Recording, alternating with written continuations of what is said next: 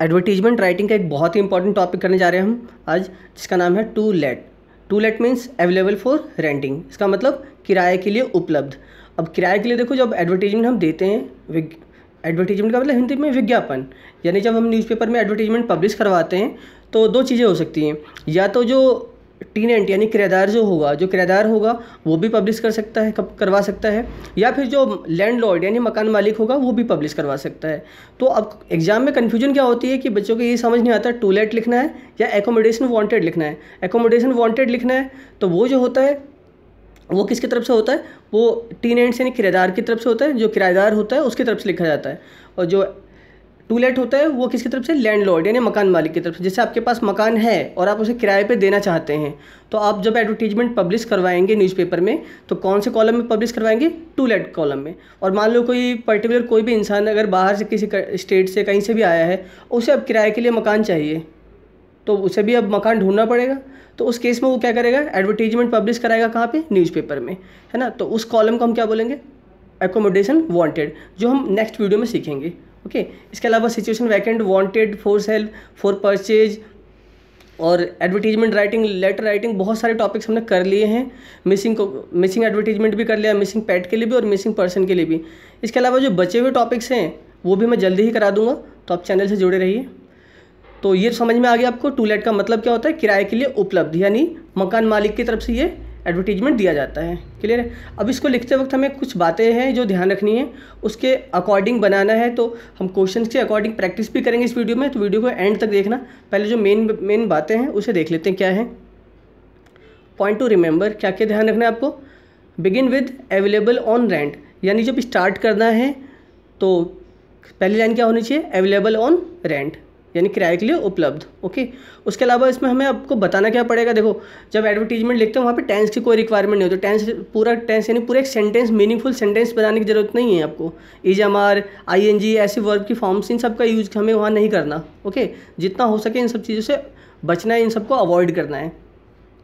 Types of house बताओगे आप। Type of house मतलब किस तरीके का वो घर है, किस तरीके का मकान, फ्लैट है, फ्लोर है, जैसे फ्लोर्स में क्या, ground floor, first floor, second floor, इस तरीके से आप बताओगे वहाँ पे, है ना। या सिंपल एक हाउस है, ऑफिस है, शॉप है, दुकान है, या फिर और भी कुछ चीज़ें हो सकती है जैसे बैंक है या जो भी है वो आप चीज़ें बताओगे। ओके। उसके अलावा साइज या नंबर ऑफ रूम्स के बारे में बताओगे। साइज दैट मीन्स कितने स्क्वायर यार्ड्स का है, कितने गज का है, 50 स्क्वायर यार्ड्स, 1000 स्क्वायर यार्ड्स, या जो भी होगा, या तो क्वेश्चन में दिया होगा, नहीं तो अपनी मर्जी से आप लिख सकते हो, या फिर आप पर्टिकुलर नंबर ऑफ रूम्स लिख सकते हो, कितने कमरे हैं उसमें, ये चीज़ें उसमें बतानी है आपको। ठीक। इन मेन पॉइंट्स है जो आपको एडवर्टीजमेंट में लिखना है। और एडवर्टीजमेंट कभी भी 50 वर्ड्स से ज़्यादा नहीं लिखना, 50 वर्ड्स के अंडर ही होना चाहिए वो। ओके, यानी विद इन 50 वर्ड्स। और उसके बाद आपको बताना है लोकेशन एंड सराउंडिंग्स। लोकेशन यानी कहाँ पर स्थित है वो, और सराउंडिंग्स यानी उसके आसपास का माहौल है, यानी आसपास में क्या कौन कौन सी चीज़ें, कौन कौन सी फैसिलिटी अवेलेबल है। जैसे सेंट्रली लोकेटेड यानी बीचों बीच स्थित है। फेसिंग पार्क यानी सुबह उठते ही जब आप देखोगे तो आपके सामने क्या दिखेगा, नज़ारा कैसा होगा, पार्क होगा। या फिर फेसिंग सन भी लिख देते हैं कई बार, या फेसिंग ईस्ट फेसिंग लिख देते हैं, मतलब कि सुबह उठते ही आपको सूर्य के दर्शन हो जाएंगे। तो ऐसी चीज़ें बहुत सारे लोग प्रायोरिटी ढूंढते हैं, वो भी आप लिख सकते हो इसमें। नियर बाय क्या है, मार्केट है, मेट्रो स्टेशन है, बस स्टैंड है, school, college, bank, hospital, shopping complex etcetera. इनमें बहुत सारी चीज़ें, कुछ छोड़ भी सकते हो और कुछ ऐड भी कर सकते हो, ये सारी चीज़ें आप लिख सकते हो। उसके बाद यूजफुल वर्ड्स, कुछ और वर्ड भी ध्यान रखना जो इसमें आपको ज़रूर लिखना है। जैसे न्यूली कंस्ट्रक्टेड है, क्योंकि मोस्टली लोग क्या ढूंढते हैं कि मकान नया बना हो तो ज़्यादा अच्छा रहेगा। एयरी है, हवादार है। वेल वेंटिलेटेड है, यानी कि वेल वेंटिलेटेड का मतलब भी वही हुआ, हवादार। फुली फर्निश्ड यानी कि सुसज्जित है, दैट मीन्स उसमें सारा काम ओके हो चुका है, कोई भी वर्क बचा हुआ नहीं, जैसे वुडन वर्क हो गया, चाहे जो भी फिनिशिंग है वो सारी चीज़ें हो चुकी है, बस अब आपको जाके वहाँ रहना है, सेटल होना है। एक्सपेक्टेड रेंट बताओगे कि मतलब रेंट आपको कितना चाहिए, तो वो आप अमाउंट यहाँ पे लिखोगे। उसके साथ चाहो तो आप ब्रैकेट में नेगोशिएबल लिख सकते हो, या फिर बट नेगोशिएबल, अमाउंट लिख के बट नेगोशिएबल, मतलब बातचीत योग्य है, यानी कि दैट मीन्स जो आप अमाउंट बता तो रहे हो एक्सपेक्टेड रेंट कि आप कितने रेंट की उम्मीद कर रहे हो, वो किराया बता तो रहे हो, लेकिन ये भी लिख रहे हो कि नेगोशिएबल है, मतलब मिल बैठकर हम बात करके समझौता कर सकते हैं। दैट मीन्स ऊपर नीचे थोड़ा बहुत अप डाउन हो सकता है। उसके अलावा contact address and phone number आपको इसमें बताना ज़रूर होगा। कॉन्टैक्ट एड्रेस में अता पता जो भी होगा, फ़ोन नंबर या ईमेल आईडी भी अब तो लिख सकते हो आप चाहो तो। और वर्ड लिमिट का ध्यान रखना है, 50 वर्ड से ज़्यादा क्रॉस नहीं होना चाहिए। और किसी भी एडवर्टीजमेंट को लिखने के बाद हमेशा उसे एक बॉक्स में पैक कर देना है। ओके, तो ये तो हो गया एडवर्टीजमेंट के बारे में क्या क्या बातें। अब इसी को हम अप्लाई करके देखते हैं क्वेश्चन में। तो क्वेश्चन है, you want to let out a portion of your newly constructed independent house. मतलब आप अपने न्यूली कंस्ट्रक्टेड इंडिपेंडेंट हाउस का मतलब जहाँ मकान मालिक नहीं रहता है ना, यानी सिर्फ वहाँ पे आप अगर आप रेंट पे लेते तो आप ही रहेंगे, क्योंकि बहुत सारे लोगों को, बहुत सारे किराएदारों को पसंद नहीं होता ना कि मकान मालिक भी रहे और वहाँ हम भी रहें, तो वो किराए पे आप देना चाहते हो। Write an advertisement to be published in the to let classified columns of Times of India, और वर्ड लिमिट कितनी है 50 वर्ड्स। ओके, चलिए देखो लिखेंगे कैसे, ध्यान रखना है आपको, इस तरीके से बॉक्स में पैक करके लिखना है। टू लेट सबसे पहले हेडिंग यहाँ पे लिखनी है और ये कैपिटल में लिखना है सेंटर में। उसके बाद अवेलेबल ऑन रेंट, जैसे मैंने बताया था वैसे ही लिखना बिल्कुल, available on rent a newly constructed independent house in. अब यहाँ पे आपको एड्रेस देना है। अब ये देखो, ये जो न्यूली लिखा हुआ है, न्यूली की जगह हो सकता है वो सेकंड हैंड हो या जो भी हो, मतलब या फिर ओल्ड कंस्ट्रक्टेड हो, पुराना बना हुआ हो, जैसा भी हो उस लिख सकते हो। खैर ये न्यूली मोस्ट ऑफ क्वेश्चंस में न्यूली ही लिखा जाएगा। तो यहाँ ये जो आपको दिख रहा है ब्लू कलर में, ये सारा सेम रखना है सभी इस टाइप के सभी एडवर्टीजमेंट में। बस जो रेड कलर से दिख रहा है वही थोड़ा चेंज करना है। जैसे इंडिपेंडेंट हाउस है, इसकी जगह कुछ और भी हो सकता है, जैसे क्वेश्चन में मेंशन हो। एड्रेस चेंज कर सकते हो आप, ये तो मैंने एक अपनी मर्जी से एक एड्रेस लिख दिया है, आप इसकी जगह कोई भी एड्रेस लिख सकते हो या फिर जो क्वेश्चन में गिवन होगा वो लिखोगे।